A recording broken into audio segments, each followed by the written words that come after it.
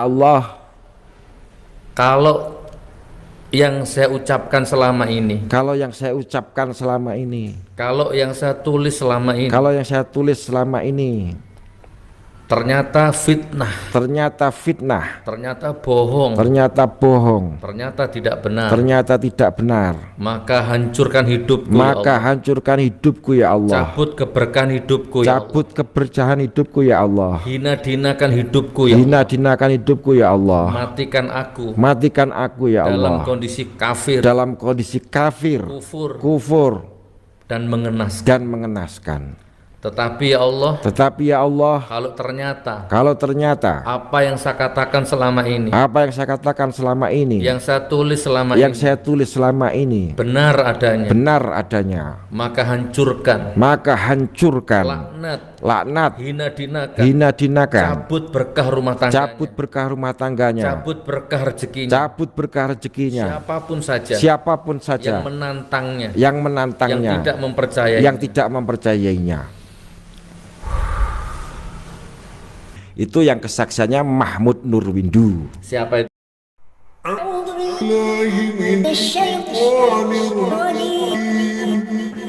قل إن كنتم تحبون الله فاتبعوني يحببكم الله ويغفر لكم ذنوبكم والله غفور رحيم.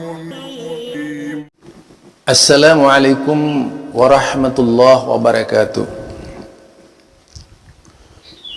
Alhamdulillahilladzi arsala rasulahu bil huda wa dinil haq liyudhhirahu 'alad dini kullihi wa kafa billahi syahida.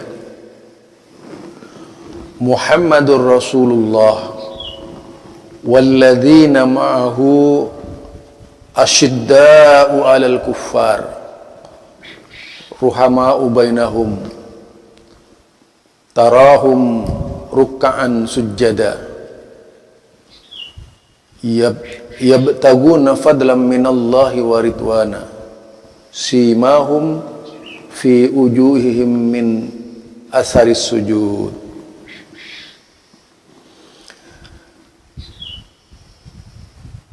Fa inna ahsanal kalami kalamullah wa khairal huda huda Muhammad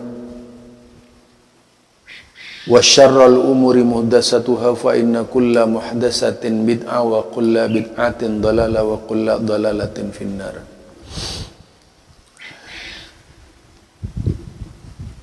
Kembali bersama saya Zulkarnain El-Maduri. Mungkin ahi sekalian menonton video tentang mubahala ya. Mubahalanya yaitu mubahala ini yang saya tayangkan ini mubahalanya Bambang Tri dan yang dipandu oleh yaitu seorang ustadz Ustadz Nur ya. Nah, yang dikenal dengan Gus Nur ya. Nah, berbicara mubahala ini tentu perlu kita melihat teks ayatnya agar tidak keliru memahami mubahala. Mubahala pertama kali dilakukan oleh baginda Rasulullah sallallahu alaihi wasallam. Mubahala itu memiliki syarat-syarat. Ya, tentunya tidak akan dikabulkan mubahala itu manakala syarat-syaratnya salah. Kadang-kadang orang tidak bisa menempatkan doanya orang teraniaya dan mubahala. Jadi doanya orang teraniaya dan mubahala itu berbeda. Orang teraniaya ini orang yang merasa sakit karena dianiaya lalu berdoa. Dalam doanya menyebut kefasikan orang yang menyakitinya itu karena merasa benar-benar teraniaya, lalu Allah mengabulkan, karena memang tidak ada hijab antara Allah dengan orang yang teraniaya. Itu yang pertama. Nah, berkaitan dengan mubahalah ini, kalau dilihat teks ayatnya itu kan begini, faman hajjaka fihi mim ba'di ma ja'aka minal ilm. Itu kalau dilihat di dalam tafsir Jalalain itu kata, yaitu faman hajjaka fihi min ba'di ma ja'aka minal ilm, itu di tafsir Jalalain disebut dengan jadiluka, yaitu jika dia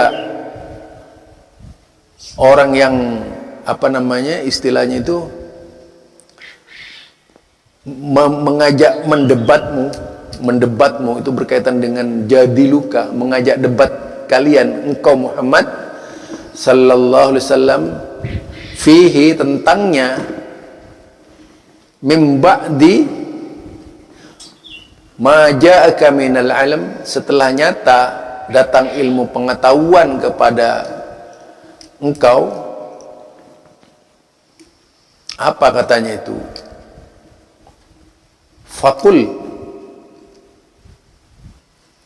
sampaikan kepada mereka, ta'alau nat'u abna'ana wa abna'akum wa nisa'ana wa nisa'akum wa anfusana wa anfusakum summa nabtahil fanaj'al la'natallahi 'alal kadhibin. Itu surat Al-Imran ya, ayat 200 itu. Surat Al-Imran ayat 200. Kalau melihat di tafsir Jalalain itu, yang dimaksud adalah seorang Kristen ketika itu yang tidak meyakini ayat-ayat Allah, mendustakan Nabi Muhammad sallallahu alaihi wasallam setelah diterangkan kepada mereka. Dia ngajak debat. Kemudian Nabi Muhammad sallallahu alaihi wasallam diperintahkan oleh Allah, fakul. Jadi fakul, katakanlah kepada mereka, ta'alau nat'um abna'ana wa abna'akum. Jadi mari ajak anak-anak kita dan anak-anak kalian, wa nisa'ana wa nisa'akum, istri-istri kami dan istri-istri kalian, wa anfusana wa anfusakum, yaitu juga diri-diri kami, diri-diri kalian sekalian. Jadi kalau melihat dari teksnya itu, yang disebut mubahalah itu saling menghadirkan keluarga dari pihak yang bersangkutan. Kalau misalnya Bang Tri itu mau mubahalah, yang benar yaitu mengajak yang bersangkutan. Dalam hal ini misalnya Presiden Jokowi itu diajak. Jadi kalau tidak ada orangnya itu bukan mubahalah namanya, melaknat sendiri itu. Ya, melaknat sendiri. Nah, summa nabtakhil, kemudian mari kita bermubahalah, kan begitu. Jadi didatangkan tuh pihak keluarganya Jokowi, pihak keluarganya Bang Tri.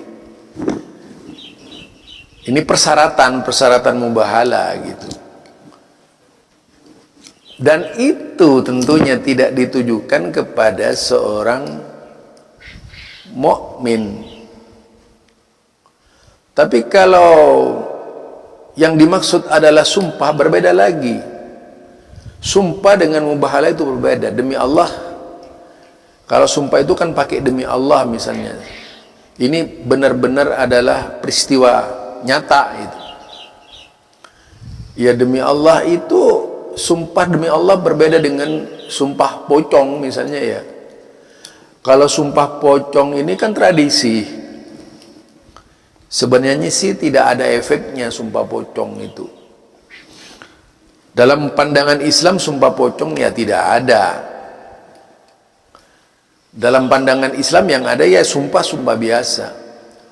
Orang yang sengaja dimarginalkan atau orang yang sengaja dipalsukan keterangan-keterangannya, maka boleh bersumpah. Beda dengan mubahalah. Jadi kalau yang dikatakan Gus Nur itu mirip-mirip sumpah, hanya saja yaitu diikuti dengan, itu pun sumpah harusnya ada orangnya gitu.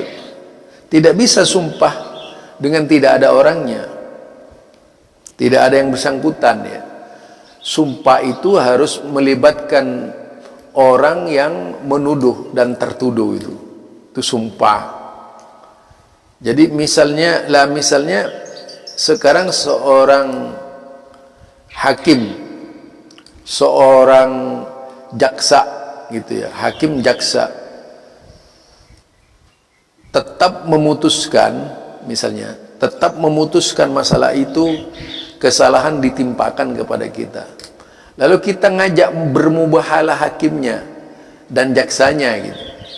Itu tentunya diperlukan syarat-syarat sebagaimana tadi itu, yaitu kul ta'alau nad'u abna'ana wa abna'akum wa nisa'ana wa nisa'akum wa anfusana wa anfusakum. Itu syarat mubahalah itu. Jadi tidak bisa mubahalah begitu-begitu saja.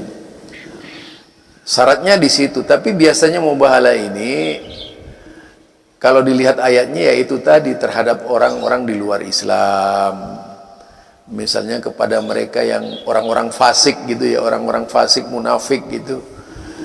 Dan mubahalah itu harus hadir, mubahalah itu harus dihadiri mereka yang diajak mubahalah. Nah, barangkali itu ya Gus Nur nih, Mbak perlu tahu ini Gus Nur nih. Kalau mubahalah diamalkan sembarangan, ya tidak ada efek sampingnya. Sampai Rasulullah mengatakan seandainya mereka menerima tantangan Rasulullah, artinya ketika itu, yaitu Nasrani Najran itu tidak berani dengan, tapi dia berani debat gitu. Faman hajjaka fihi, kan disebutkan begitu. Maka siapa di antara mereka itu yang mengajak debat kalian, misalnya itu debat engkau ya Muhammad, fihi tentangnya, tentang yaitu Nabi Isa tadi itu. Kalau kita lihat di tafsir Jalalain, kata hajjaka itu diartikan jadiluka gitu, jidal ya, mengajak jidal gitu, jidal. Nah itu kalau kita perhatikan ayatnya seperti itu, jadiluka. Terus diartikan kata itu mimba'di, dikatakan mimba'di ma ja'aka minal ilm, yaitu setelah datang kepada engkau itu pengetahuan, min amrihi, dari perintahnya. Itu kalau di dalam Alkitab dalam tafsir Jalalain seperti itu. Itu saya gampangnya ngambil tafsir Jalalain saja itu. Sampai kemudian menceritakan kul ta'alau nad'u abna'ana wa abna'akum wa anfusana wa abna'ana wa abna'akum wa nisa'ana wa nisa'akum wa anfusana wa anfusakum. Jadi yang dipanggil itu adalah anak-anak kita, anak-anak kalian semua panggil datang gitu. Kemudian istrinya juga dipanggil.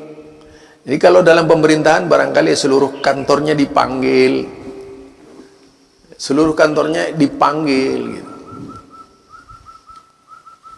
Orang-orang kantornya itu dipanggil datang mendatangi mereka. Summa nabtahil. Kemudian baru bermubahala. Bermubahala ini saling melaknat. Yang isinya ini, summa nabtahil fanaj'al la'natallahi 'alal kadhibin. Jadi di situ tujuannya agar laknat Allah jatuh kepada siapa si pembohong itu gitu. Ya, kalau misalnya kita ngajak debat mubahala dengan orang-orang Syiah misalnya, kita mubahala dengan orang Syiah. Kadang-kadang tapi kalau orang Syiah itu takiyahnya begini. Dia itu berdebat dengan kita, mubahala dengan kita kalau orang Syiah.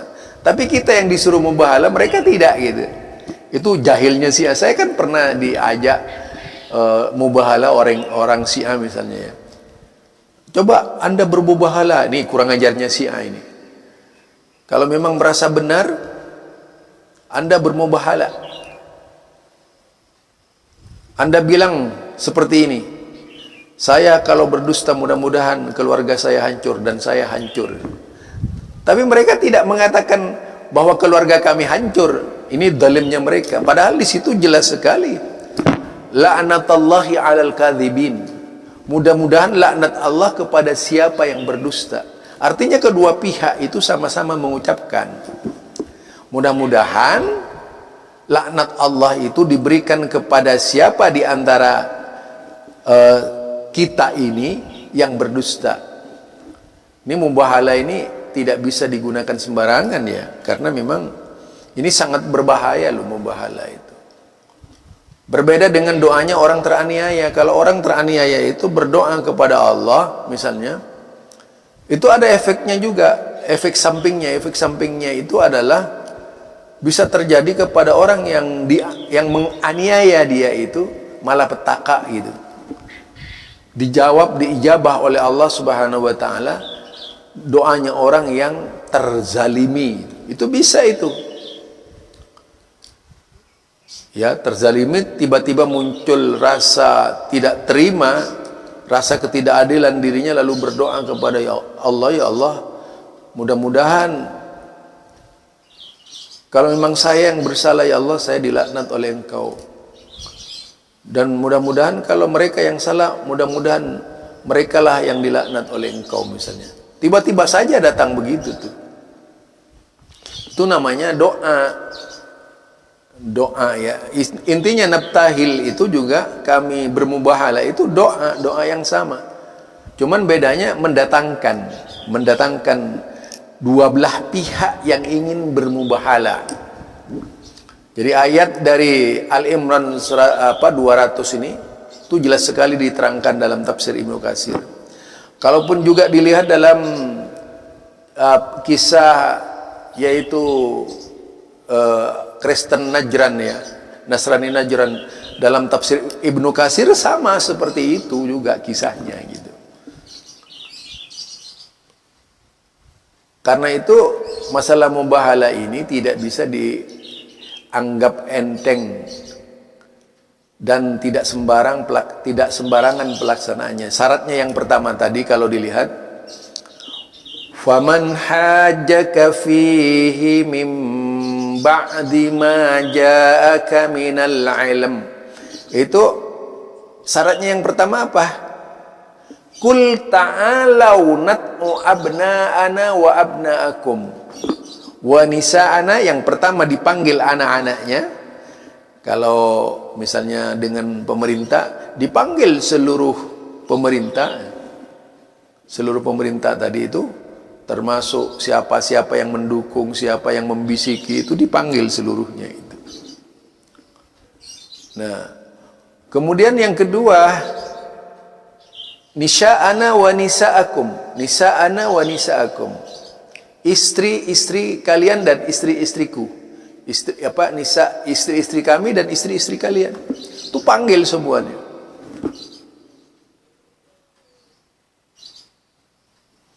Dan semuanya itu dipanggil, tujuannya yaitu summa, kemudian yaitu yang terakhir yang dipanggil itu anfusana wa anfusakum.